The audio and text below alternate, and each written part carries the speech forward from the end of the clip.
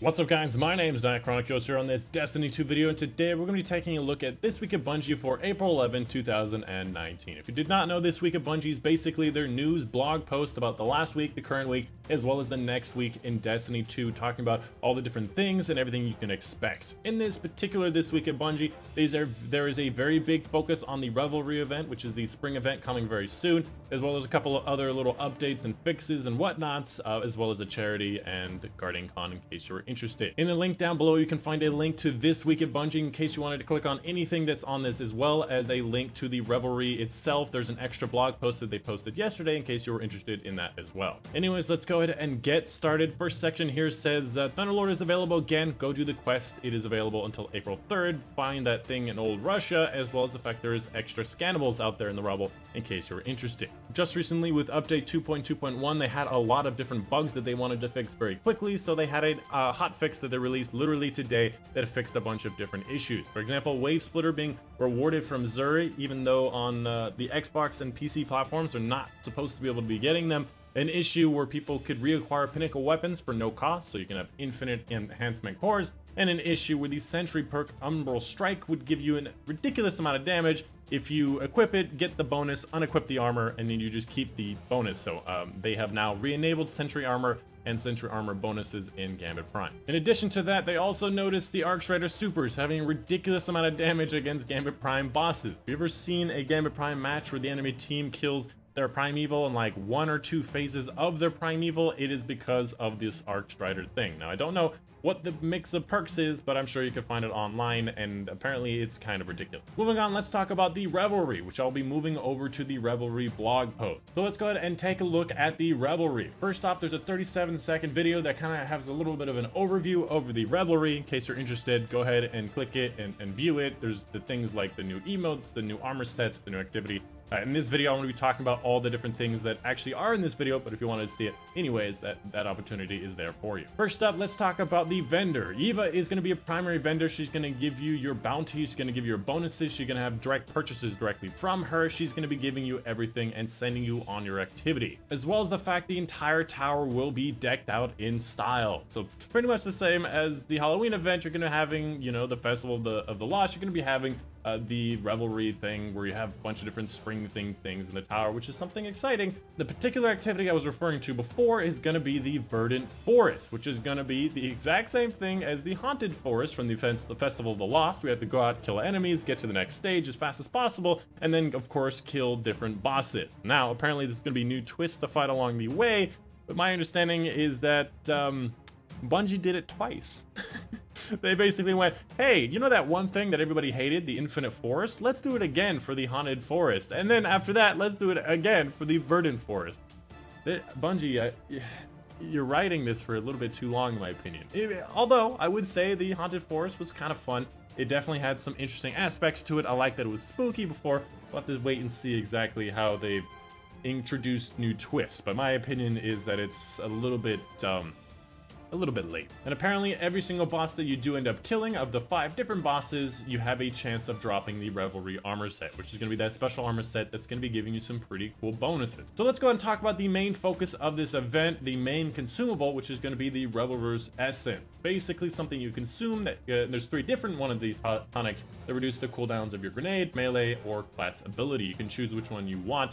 In my opinion, reducing grenades is obviously going to be your favorite, unless you have like Hammer Strike or whatnot, or some weird bonuses, as well as the fact that you can also have this reduction in every single activity except for private matches, which is ridiculous. And the more pieces of the inaugural Revelry or the Vernal Growth armor, which the Vernal Growth is going to be the Eververse set, I'll show you down below, you equip, the more potent the tonic will be. So if you're playing some Crucible, you're going to be chucking nades a lot. If you're playing some Gambit Prime, you can have more grenades to get more heavy ammo with taken armament. It's actually something that might be really powerful, and you desperately need to get yourself some during this event. As well as the fact that precision kills will now drop orbs everywhere in the game. In Crucible, in the random strikes, they all have a chance of generating orbs on precision kills. So there'll be more supers going on, there'll be more health regeneration, there'll be more everything.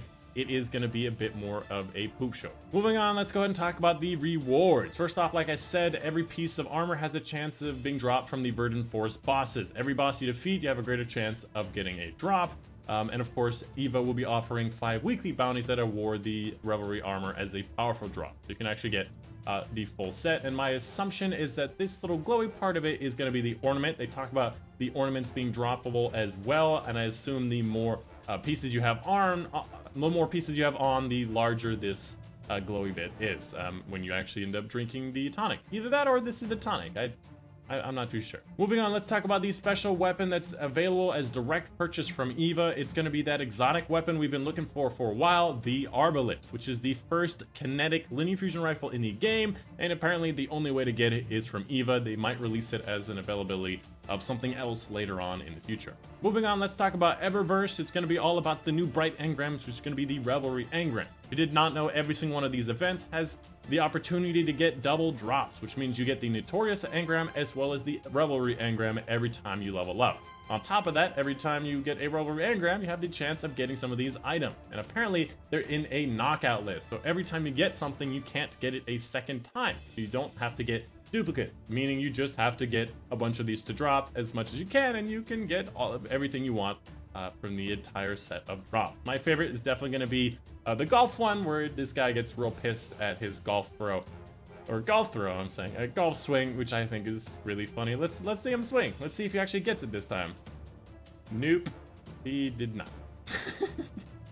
Anyways, moving on, the Vernal Growth Armor Set is going to be the Eververse set, direct purchase from EVA. And that is pretty much it. Last little showcase of the Ghost and his little bunny ears and the Jade Rabbit ornament in case you were interested. And of course, the last section, the Revelry, is available for 3 weeks from April 16th to May 7th. Anyways, moving on back to the TWAB, we're going to be skipping this section here because it's all about Revelry. I've shown you in bigger detail than it is offered, and if you want to read this, it's pretty much the same thing. Moving on to this section, talking about Guardian Con, a very special Destiny-inspired event. It's not just Destiny anymore, but if you want to go to Guardian Con July 5th and 6th in Orlando, Florida, lots of cool stuff going on. A bunch of different charities there, a bunch of different, apparently big YouTubers and Twitch streamers are going to be there. And if you wanted to buy your tickets, just go ahead over to guardiancon.co and you can buy yourself some tickets, which is something you should purchase now if you're interested, so you can actually get yourself a ticket. Moving on, let's talk about the charity event. There's going to be a very special charity event Sunday, May 19th.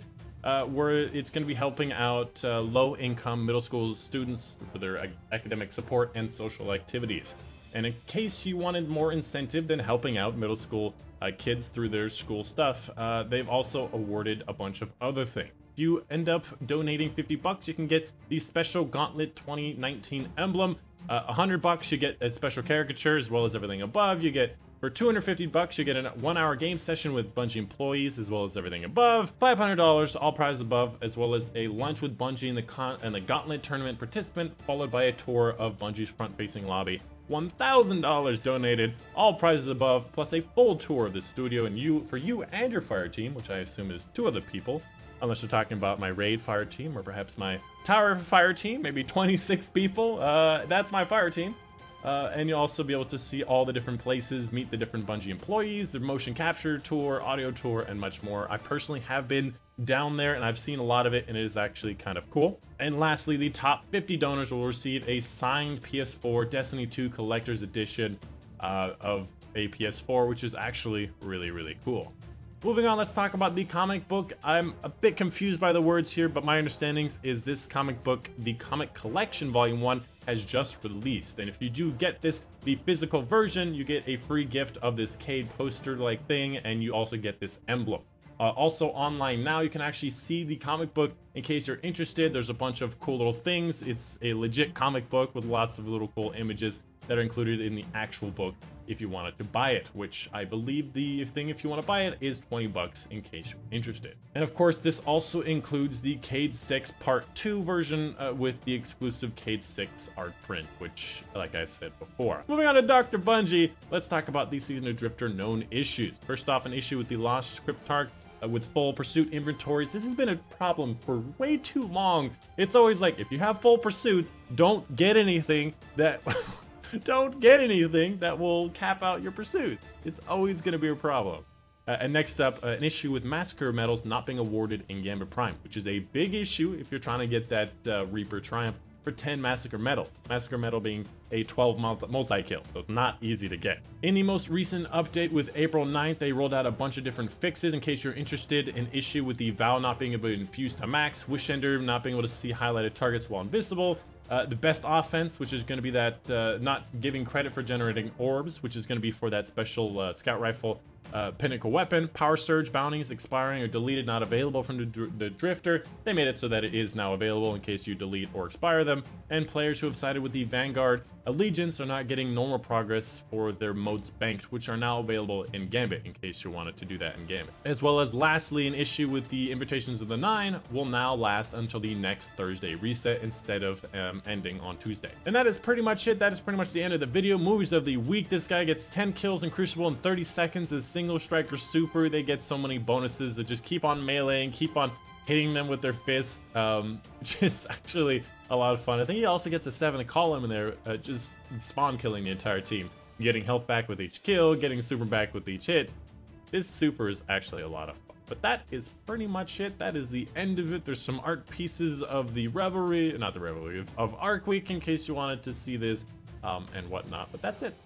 That's the end of this week of Bungie. Sorry that it was so long. Just wanted to make sure I covered everything, but that's it. My name's Dychronic, and I'll see you guys on the next.